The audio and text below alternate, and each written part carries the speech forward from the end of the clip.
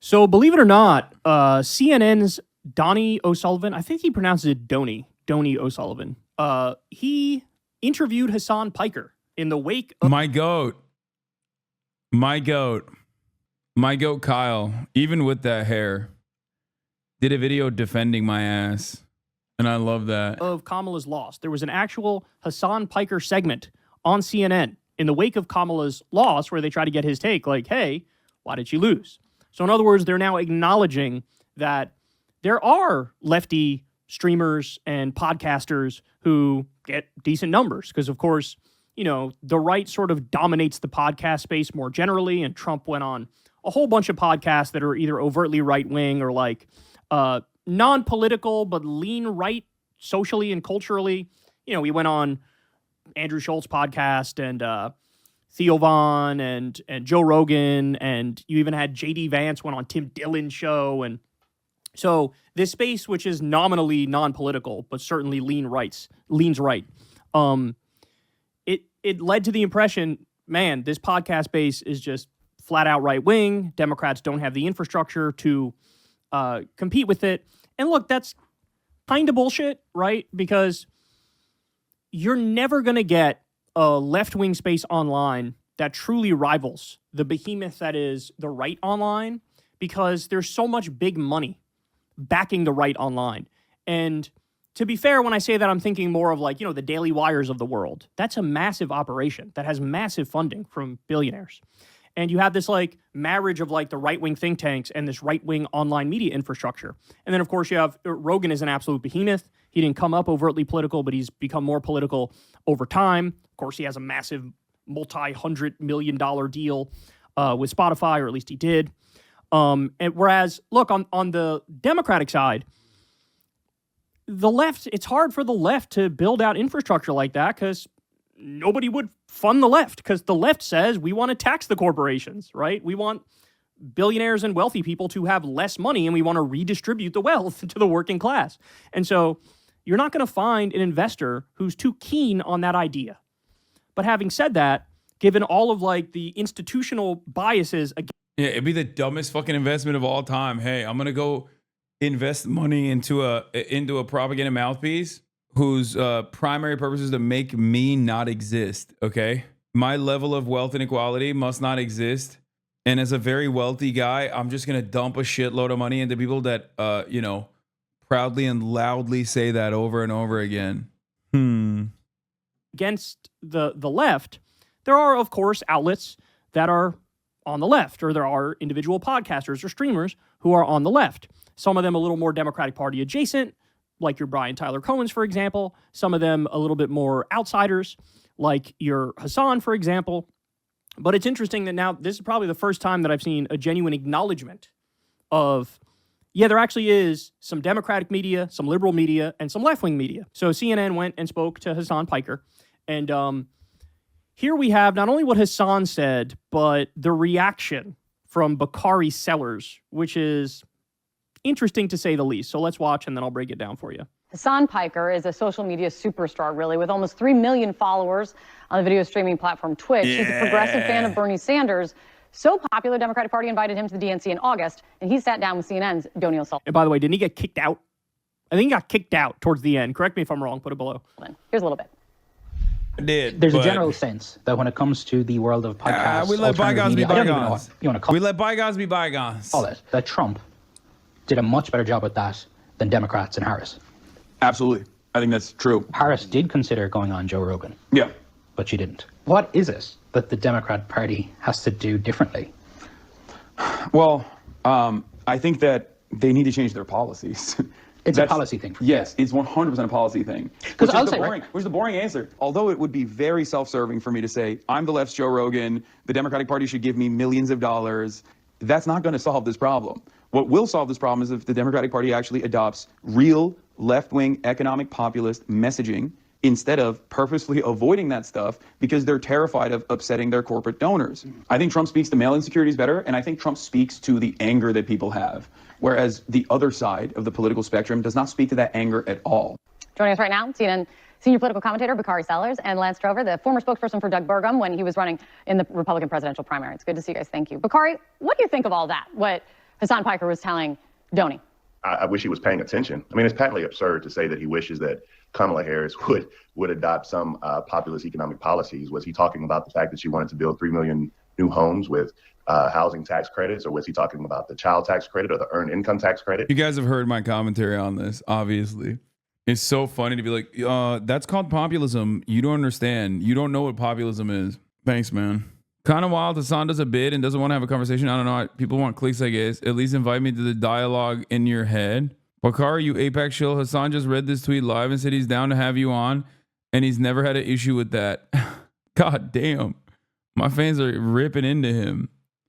By the way, I didn't know that Bakari Sellers wanted to come on the broadcast. Like, I'm down to have him on when I come back from London. I don't know why he thinks like I am terrified of him. Lol, I'm right here. I don't understand. Does he want to have a conversation on Twitter? Because I don't think that's going to work in his favor. Because I cooked his ass once already and I could cook him again. You know what I mean? Damn, this one banged. I said, I don't think Americans could pull some shit off like this. Not going to lie.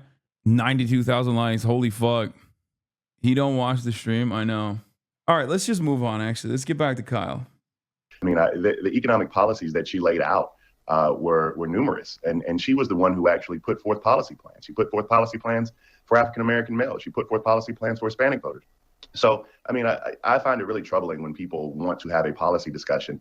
The fact is, more people know what was in Drake's lawsuit against UMG, and they've actually studied that more than they studied Kamala Harris's policy proposals on social media.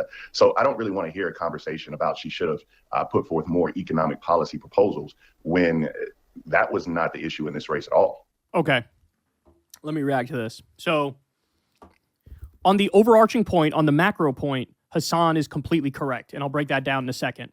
There is a micro point here, though, where Bakari's not wrong.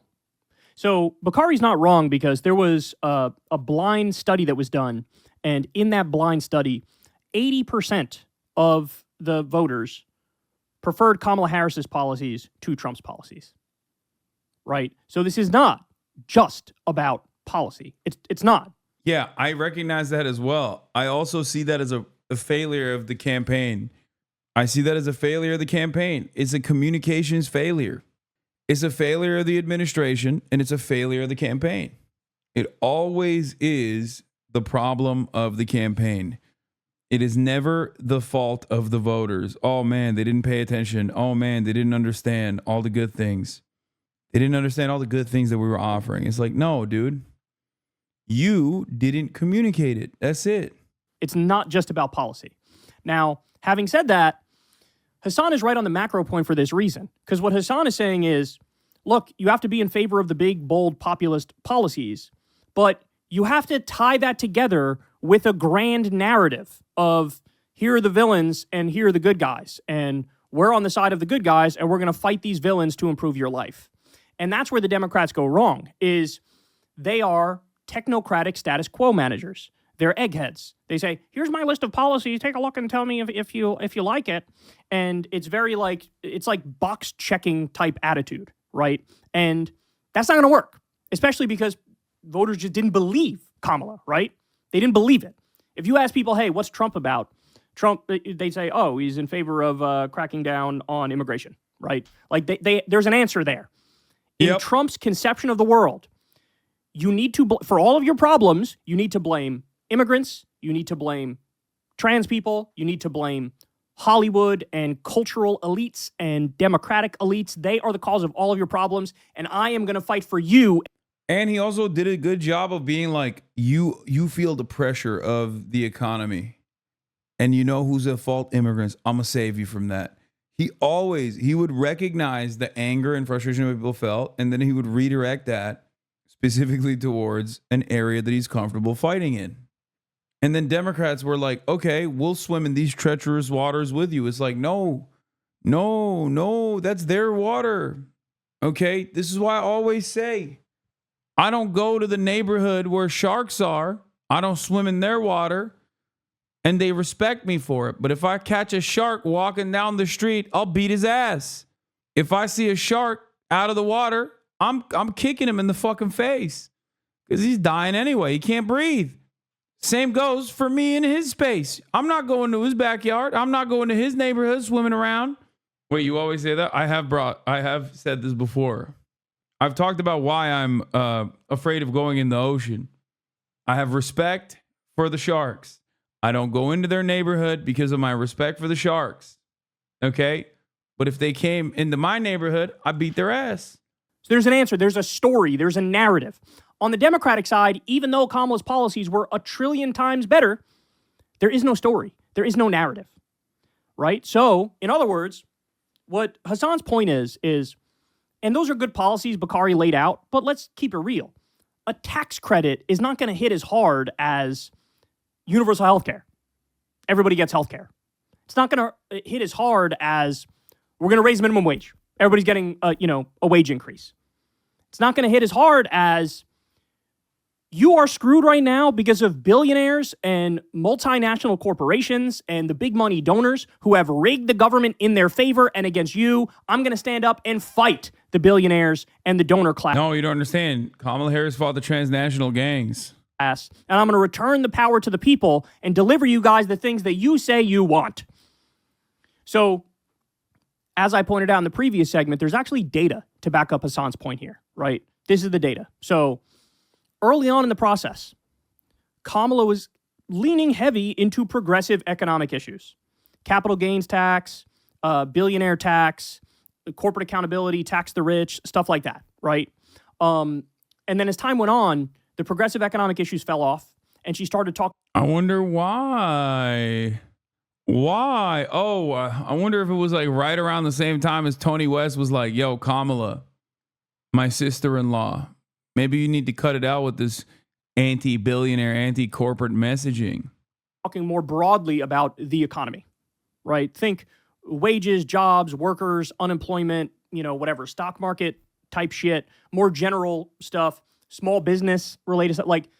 So it started out more populist, more progressive, then became less so as time went on and became more general, almost sounding like a moderate Republican more as time went on. And to me, this is the biggest chart to show here. This is some data from Jacobin. They did an analysis of Kamala's rhetoric throughout the campaign. This is the big one right here. So at the very beginning, Kamala was really leaning into anti-elite rhetoric. In other words, she was doing much more of what Hasan wanted her to do, right? It was more bold policy stuff. The policy stuff was front and center, and there was more of an anti-elite narrative around it. Think of the ban on price gouging for groceries. So started out with way more anti-elite rhetoric than pro-democracy rhetoric. And then as time went on, the anti-elite rhetoric fell off a cliff. And at the end, she was just doing democracy stuff. So in other words, copying the Biden 2020 playbook of rule of law and the Constitution and democracy. Now, to be fair, Biden was more anti-corporate populist than Kamala was in both 2020 and in his administration as well. Biden fucking kept saying, it's not Wall Street. Wall Street didn't build this country. The middle class did. Even then, he should have said workers, and the laborers built the middle class. He would say that. I remember. And that's not to say that stuff isn't important. It is important, and Trump is a threat to those things. They're beating your ass on Twitter right now. But from an electoral now? perspective, the arguments that land better with voters, it's the anti-elite stuff. It's the anti-establishment stuff. And at the beginning, she was doing that, and she picked Tim Walz, who's very anti-establishment, very populist progressive. And there was a brief moment there early on where she was up 7 points in a poll on Trump. 7 points. She ended up losing by 1.5 points. And as time went by, it was less of the progressive populist stuff, less of the anti-elite stuff, and it became more democracy, copying the 2020 Joe Biden playbook. And so the result was she ended up losing. Jinkies. So what Bakari is missing, the implication of what Bakari is saying here is kind of like she did everything she could and it didn't work. That's kind of what his point is. Stop. Right? Or there are other factors that Hasan's not taking into consideration, like race and gender, which effectively hurt her because people wouldn't vote for a black woman. These are the implications of what Bakari's saying. And to be fair, I don't think Hasan would say that was a non-factor. I don't think Hasan would say race and gender played no role whatsoever, right? But Bakari's just kind of wrong that there's nothing she could have done different to win. I just think that's incorrect. And I think we need to learn the lessons for the future. And the reality is, look, Trump might be so horrible for so long that any Democrat with a fucking pulse wins. That's absolutely true. But then if you don't want the same old in terms of policies, and you really want to fix this country, you better hope that it's somebody who's actually anti-elite, actually anti-establishment, who's actually going to deliver on progressive populist policies, right? And so, again, Hasan's right on the macro point. Bakari's not wrong. It's not like it's just policy. The reality is it's policy plus populist messaging and having a narrative and a story. No, it's also being able to earnestly communicate that. You need to be authentic. You need to be authentic. You need to be able to show Americans that you do genuinely care about this shit. And that's a really hard thing to do to begin with. It's not just about having a good product. You need to be able to sell it too. And the issue is Democrats don't have a good product and they have no good salespersons. They are absolute doo-doo on communicating earnesty. And they don't even give a shit about the good policies either. So it's always like they're always slated for defeat. And as time went on, she had no narrative, she had no story, and she pretty much dropped the anti-elite rhetoric. And that kind of doomed her, right? So that's the takeaway. God, it's a real shame, right? Because, I don't know, a guy like Bakari Sellers, I don't know if he would ever admit what I'm saying here, right? It's easy to just take that clip of Hasan and react to it and say it's not just about policies. I agree, it's not just about policies. But it's like policies plus the populist progressive narrativizing. That's the big part, man, because we are a lot vibes-based. We are. And to just go down your checklist is one thing, even if the things are good and sound good, it's more fits in with human nature to have this grand narrative where you're at the center of it and you're representing the people, the forces of good against the forces of evil. But if you have no forces of evil and you don't represent that which is good and your voters don't represent that which is good, it's harder for people to get excited about that, right? And look, it's possible at the end of the day, Kamala is just not the one to deliver that message. But then that is her problem, and that's why I keep saying Jon Stewart 2028, because Jon Stewart hits everything, right? He knows the narrative, he knows the story. Oh my God. We're so cooked, bro. He knows who the villains are, and you have to represent those popular policies with that narrative, right? And again, Kamala did have some good policies, but it wasn't tied with a narrative, and she didn't continue with the early on strategy, which was working well. I guess Jon Stewart would be better than like most of the Democrats. The Biden team came in there and really screwed the pooch 1,000 times over. A lot of the Biden people came in there. They said, drop the weird stuff, drop the we're not going back stuff, stop leaning into the ban on price gouging stuff, talk more about democracy. Here, do 17 events with Liz Cheney. And that's the other thing. I don't know if Bakari is willing to reckon with the fact that that stuff certainly did not help and almost definitely hurt. Running around with Liz Cheney everywhere was a horrible idea. It's a horrible idea. It really undercuts your message if you're trying to say, Trump and the Republicans are a threat to democracy, and here I am campaigning with a Republican. It really does kind of undercut your message. And so, I think it was a much bigger problem. I'm going to go right wing on the border. I'm going to talk about owning a Glock. I'm going to run around with Liz Cheney. I think that stuff hurt way more than it helped. And the evidence of that is, again, Trump got 94% of the Republican vote in 2020, and he got 94% of the Republican vote in 2024. And so that strategy just objectively didn't get them across the finish line.